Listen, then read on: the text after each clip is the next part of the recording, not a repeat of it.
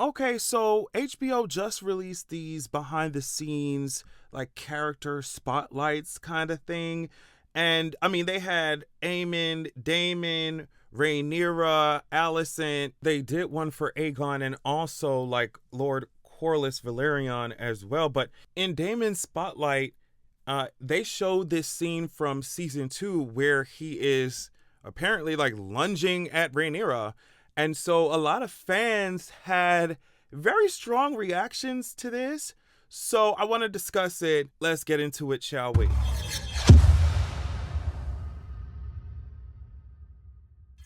Okay, so like I said, they gave us some behind the scenes looks at, each of these main characters.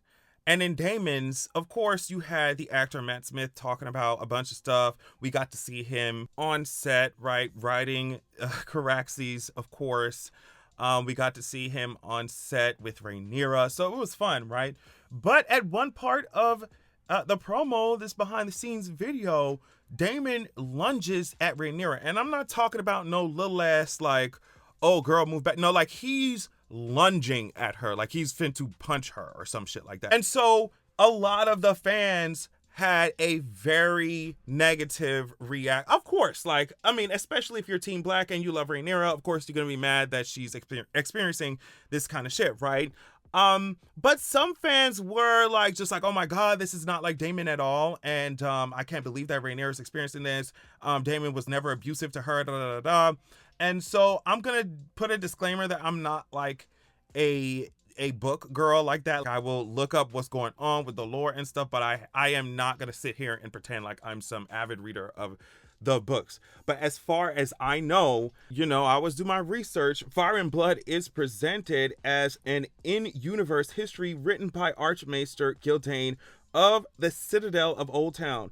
Gildain is the narrator and chronicler who recounts the events and reigns of the Targaryen dynasty from Aegon's conquest up to Aegon III. So, as an Archmaester, Gildain is a highly respected and learned scholar of the Citadel, the institution responsible for training maesters in Westeros. He is described as striving to present an objective account of the Targaryen kings and their wars, though his personality and biases occasionally shape the tone, and that's important, shape the tone and the direction of the histories. So Fire and Blood, of course, the book, like George has gone on record just talking about Archmaester Gildain, talking about the perspective in which the histories, Fire and Blood is written, right?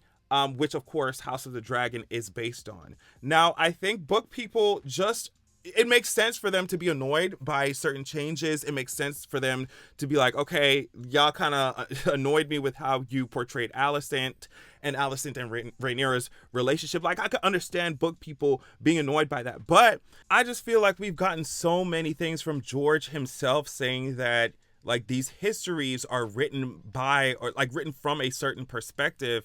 And so we just have to keep that in mind. George himself said Archmaester Gildain had strong opinions about the historical figures he was writing about. Some of his views may creep into the text. I don't vouch for its authenticity. The Targaryens were people, after all. He also said the Archmaester had to rely on certain primary sources. His main 3 primary sources were official court records from Grand Maester Orwell. He also has the Septon, who of course kept the Sept in King's Landing, and he was a religious figure, so of course he's interpreting everything through, like, the gods, the will of the gods, whatever. And then the last primary source we have is Mushroom, who was of course semi-illiterate.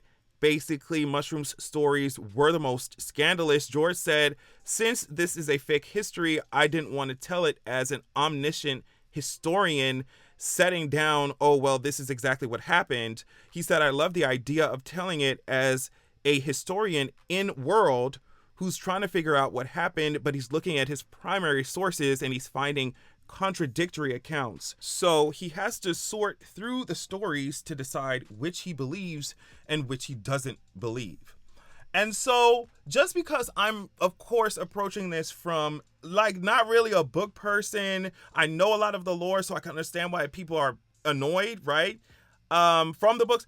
But like, I'm approaching this from like kind of a book perspective, but mostly a show perspective. And like, I'm just looking at Daemon as a whole, Daemon as a character. Like, we have to remember what Hedon did, right? He was calling his wife, whatever the hell, bronze bitch or whatever, essentially killed her, right?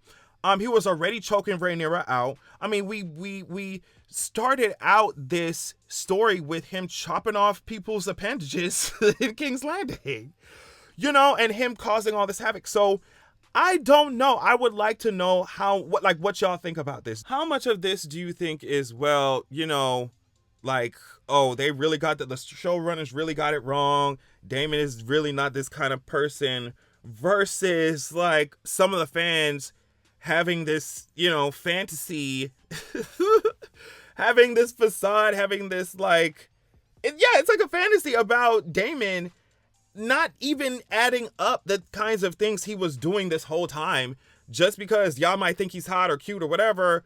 It's just like, but he was choking Rhaenyra out before this. So to see him lunging, and like I said, he killed his damn wife.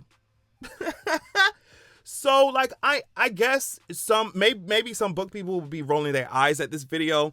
But at the same time, like, approaching it from the show perspective, I don't see how this behavior from Daemon is that surprising. You know, I'm just like, we already know that Daemon is this violent, fiery, you know, I mean, even while Rhaenyra was trying to take her time to think about what to do when it comes to this war, Daemon was already like, let's go. Like, let's go, you know?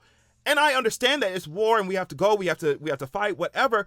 But at the same time, it's like, seeing all these things, like seeing Daemon just go through season 1, I just don't understand for the life of me how him lunging at Rhaenyra, him choking Rhaenyra, him being violent to anybody in his life, right, is that surprising, right? And I don't know, because like, if a character is going around, they're known in the city for their violence, they're known for their bullshit, like, they ain't gonna just turn all that shit off when, just because y'all married or dating or whatever. Like, you see what I'm saying? You see, I don't know. Like, I don't know. Maybe, like I said, the book people will be rolling their eyes at me while watching this video. But considering that, you know, number one, George told us himself that these histories were written by an archmaester who might have been biased, all the shit in there coming from sources that may or may not be reliable. And on top of that, Daemon's just nature, right? In the show, in the book, whatever. Like, Daemon's nature, to me, does not make it very surprising that he is abusive.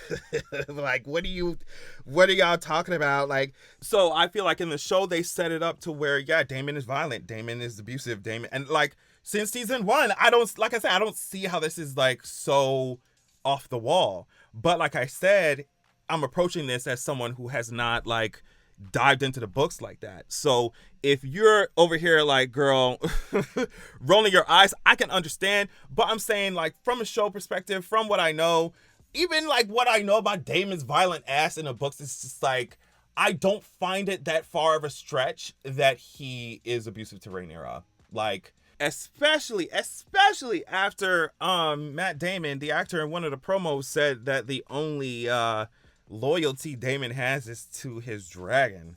So I'm just like, you see what I'm saying? I don't think I was as surprised as other people were to see Daemon lunging at Rhaenyra, especially after he choked her ass. He choked her.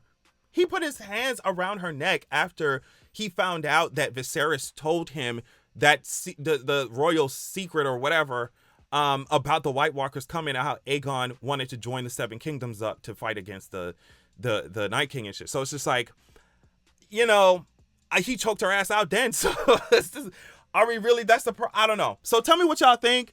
I'm sure book people are gonna have a lot of opinions, and it makes sense, right? But given what we know about Daemon, I'm not that gagged. I'm not that surprised. Let me know what you think in the comments. Love y'all so much, and I'll catch y'all later. Peace. All right, y'all, make sure that you're going to www.zeraxia.com. When you join the wait list there on the site, you will be the first to be notified when I drop my sequel. Also, you'll immediately get chapter 1 of my upcoming sequel of the upcoming book sent to your email as a PDF. So check that out. Also, this is a different excerpt from my upcoming book, so you definitely want to pause to read if you're trying to get your life. Keep in mind that this upcoming book, this sequel, is following up the first book that is already released called Zoraxia, Wrath of the God King.